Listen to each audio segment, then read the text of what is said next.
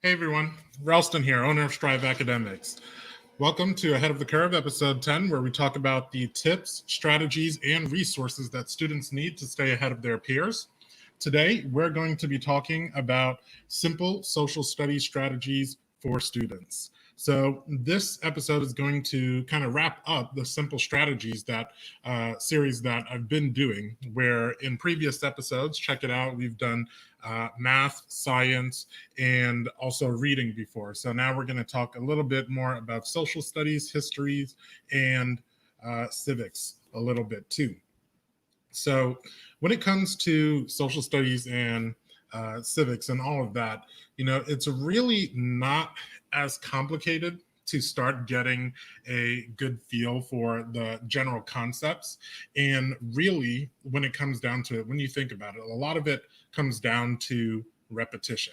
We want to continue to repeat the ideas, the events, the major figures, the history and connections thereof to really help those ideas stick and to really make sure that there's a concrete understanding of not only what has happened, but in addition to that, understanding, how it affects other things. And I think, this is really the ultimate goal of not only education in general, but social studies as well, because ideally we're not just trying to, or hopefully from my perspective, you're not just trying to teach things just to teach it. It's not just because you want a student to memorize these things and these sets of terms so that they can vomit it back out to you.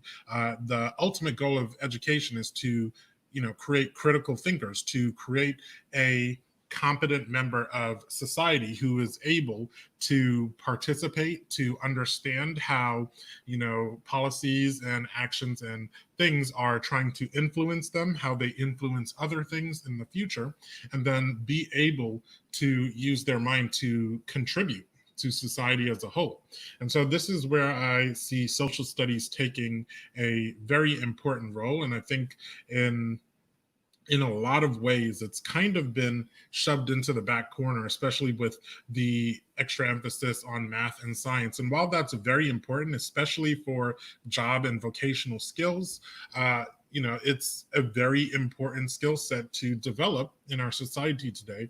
But in the process, and you've seen a little bit more criticism of this in the more recent years, is that while we've focused a lot more on math and science, we've kind of pushed aside the value of the humanities. And the value with math and science is more towards creating great innovations and helping us leap forward as a society. But without the humanities and the focus on history and so on, then it leads to erosion in our community as a whole.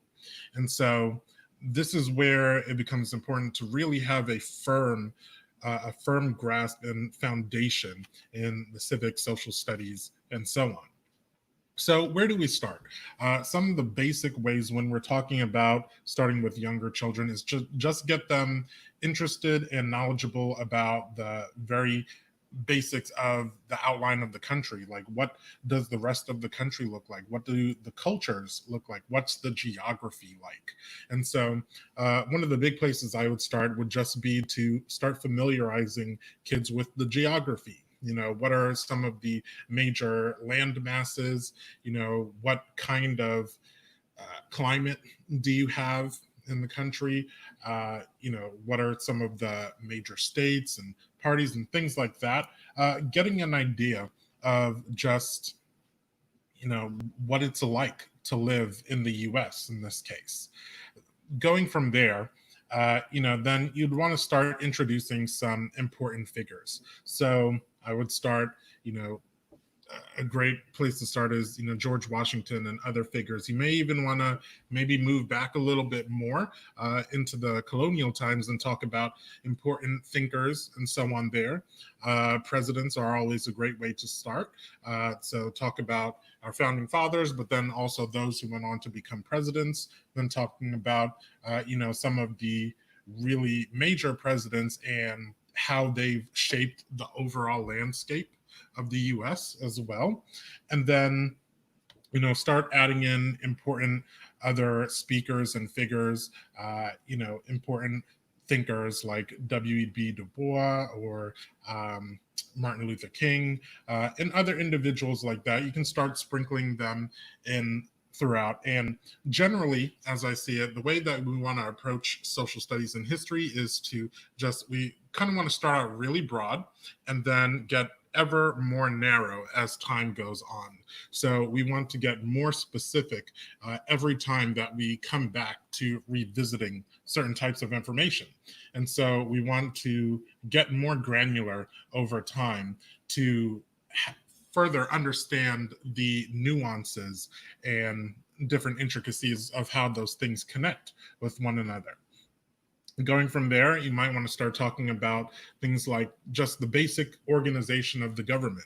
Might want to talk about a general idea of what the Constitution is, that we have the three branches of government, that you may even want to talk about the different levels as to, federal, state, and local, and some different ideas of, what the different functions do in our society. What is the role of judges and lawyers? What's the role of policemen? What's the role of people who work in health and social workers or firemen, or going beyond that, what is Congress like? How do they make laws? There's a lot of things to cover there, but it's important to just start with the basic overall structure. So get a good idea of what that looks like and introduce students to that. Going from there, this happens typically just from living in a society. You start getting introduced to symbols, cultural traditions, things like that. So in America, that would be introduction of major holidays and things that we celebrate. What's Christmas like? What's Thanksgiving like? What's Black History Month, July the 4th, things like that. Getting used to what the flag looks like, how it's changed over time, what's influenced those changes, and so on.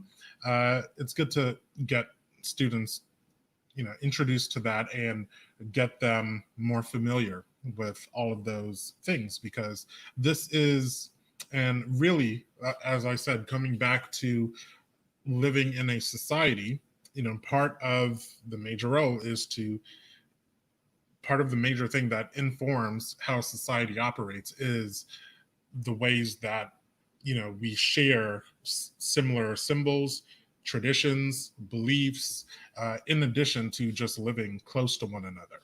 So this is a fairly important point. Going a little bit more granular, you might want to talk about then starting, besides just the general geography and what the land masses look like, then you might want to actually start talking about what are states. So states, counties, just how is our government further divided up, and what's the differences between those two? What's the differences culturally? What's the differences in the landmass? Because if you look at a place like where I am in Georgia, and then look to New York, to Colorado, to California, you have wildly different or even looking at Hawaii or Alaska, the US is a very big place. And so you have wildly different traditions and types of people living there, in addition to climate and wildlife and so on. And so I think that's one thing for the kids that are inclined and interested in these sorts of things. It's a way to get them really interested and fascinated, because there's so much variety, especially in the US. So there's just so much out there to learn and be fascinated by and to get involved in, especially when you start talking about Native Americans and the cultures that existed before the colonies got started. If you start talking about the cultural traditions that are carried on today, and for the people who have since moved to the US and so on, there's just a lot of wealth of information and traditions and so on in all of these different locations. So it's a great way to start getting more specific about the kind of information that we want to teach when it comes to social studies. So going further into some of the basics, we might want to talk about, then some major events. When I talk about the major events, I'm talking about, what are some of the broad events, the most important events, the major events. So, things like the American Revolution, of course, the Civil War. You may talk about industrialization in World War One and Two. Uh, Things like the civil rights era, going up into the Vietnam War and the communist/slash anti-communist fights in the U.S., and then going into a little bit of the modern era, and then you might want to talk about what are the general reasons why those conflicts or events sprung up. Who were the major figures involved? What were their stances on how things were happening? What were they fighting for? What were they trying to make happen? Of course, you want to talk about the eventual outcome of all of those battles and how it was influenced by the things that came before it, as in addition to how it influenced views going forward. But just starting to get a feel for some of those major events. For students, you may also want to start getting them involved in learning how to read maps and data.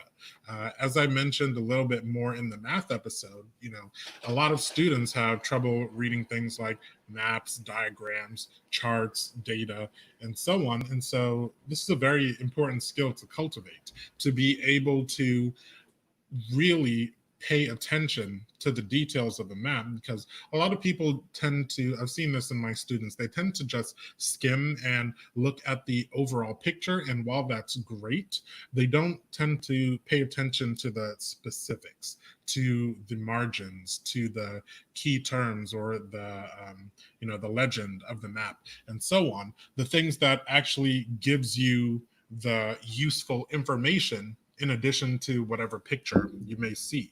And so I think this is the issue for a lot of people. This is where people tend to get misled, because they don't pay attention to those details. And you may see a map where something looks pretty big or is represented in a percentage, but without understanding the basis of that data, or the further context around that, which is at least helped by the margins and by the additional information, you really don't get that extra value there. So it's a really important thing for students to kind of start mastering this skill. Going from there, another big one, we need to work on the ability to identify facts and opinions. I've been seeing articles about this recently, and a lot of people still have an issue with being able to determine the difference between something that is rooted in fact and has sources and research and other materials to back it up, to back up those claims, versus something that's just an opinion piece. And we've seen this a lot in our country with journalism and so on, where a lot of people have an issue determining the difference between what is just someone's opinion and what they are saying that they believe should happen, versus something that has been researched and fact checked and has sources and has a variety of other people from all sorts of backgrounds backing that information up, and studies backing that information up. And so learning to look for key things like citations, like references to the work of other individuals and organizations, looking at just track record wise, does an organization have a history of producing unbiased work? Do they have a history of producing quality journalism? Think about things like, where's the money coming from? If you have to choose a random example, let's say if you have a study that is talking about how soda is not bad for you, and it's funded by soda companies, then you might want to look a little closer into that, because the incentives don't quite line up. If you are being paid by a particular organization, you are typically or going to be less inclined to speak badly about that organization or that cause or industry or whatever it is. And so looking for little things and hints like that would lend to hints that, maybe this information may not be the most reliable, you need to start looking a little further into just taking the information as is. Okay, so once we have all of those basics down, so once we have the broad overviews, we have a little bit of the understanding of our history, the geography, the general outline of our government, and so on. That's when we want to start getting more specific. So we might want to start getting more specific in our timelines, start talking about specific battles and events within cultural movements. So with uh, the American Revolution, we might want to start talking about specific battles therein. With the Civil Rights Movement, we might want to talk about not only the overall movement, but also what are some of the major events that happened, like the bus boycotts, or further on the speeches and the March on Washington and so on. So we want to start getting a little bit more granular as the years go on and as your student gains a greater understanding of that material. We want to get a little bit more specific in not only this is the general change that happened in our country, but also this is all the effort that had to start going into these things in order to produce that change. A lot of people probably think or have a vague understanding that in history, you've seen a lot of criticisms with this in the recent protests and everything else, that a lot of people feel that the big change has happened and has happened fairly quickly, that it doesn't take a lot of struggle over time. But when you look back at civil rights or the American Revolution or anything else, all of those struggles, they took years, they took almost decades at times to keep pushing those things forward. So the major changes that has happened not only in the United States society, but also societies overall, it takes a lot of effort with people continually pushing towards those change.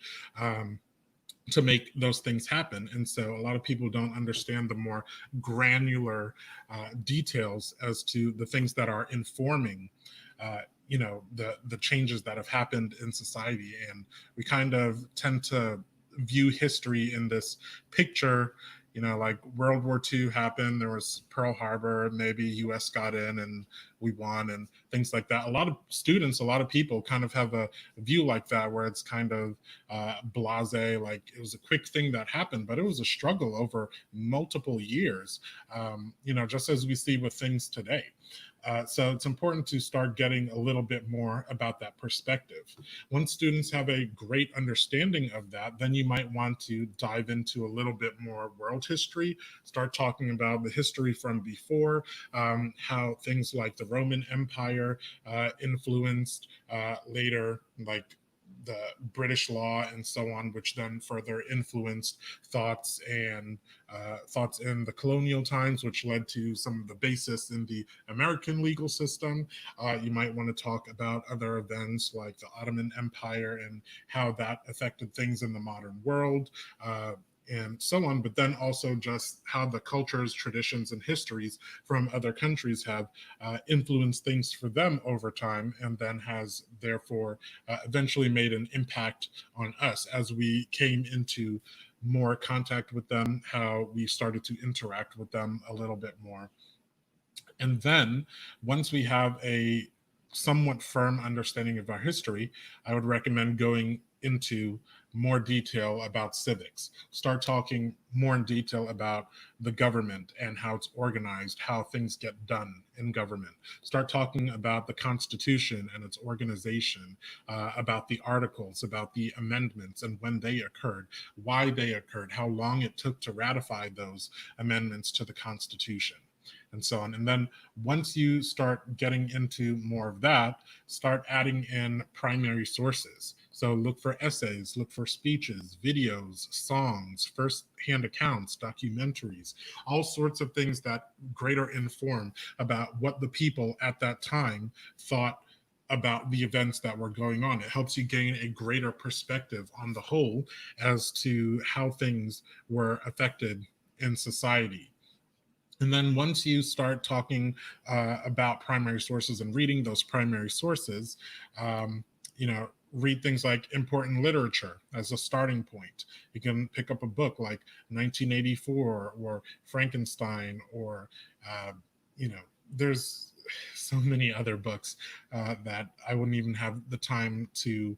Um, Read. But if you look at reading lists for schools, chances are they're going to include some of these things. Or if you look at like an SAT suggested reading list and so on, they're going to include these famous speeches by presidents and important figures and thinkers. They're going to include important books that have changed culture and history, talking about things like how the jungle eventually led to greater reforms in the American society and regulation and creation of the FDA by exposing the dangers and the unhealthy conditions in meatpacking plants and things like that. You can look at cultural songs, for students that love to just listen to music. Music can be a great introduction to history. Go back to some classic songs and not only enjoy them for what they are, but look into the lyrics a little bit more and see further into uh, the kind of ideas that they're espousing, the kind of things that they're talking about, that they like, that they're criticizing. I remember in my US government class, listening to We Didn't Start the Fire. And it talks about a lot of the events that occurred during that time period. So music can also be a really great snapshot in history to further understand what was going on in the opinions of people at that time and give you further insight into those struggles. And the big part about this is analysis. It's not just about reading or listening or whatever else. It's also about analyzing this and really thinking about it. And so I think essays are a great tool to help students really start understanding these things, because um, through writing their essays, you have to be able to pick out the important details or form a stance and really think about it critically in order to write something that's coherent. So this is why you see in really pretty much any grade starting from middle school and up, you see a lot of emphasis on essay writing, because it really challenges students and challenges individuals to think carefully about the things that they are writing about and think carefully about the events and perspectives, especially if it's something that's argumentative or informative.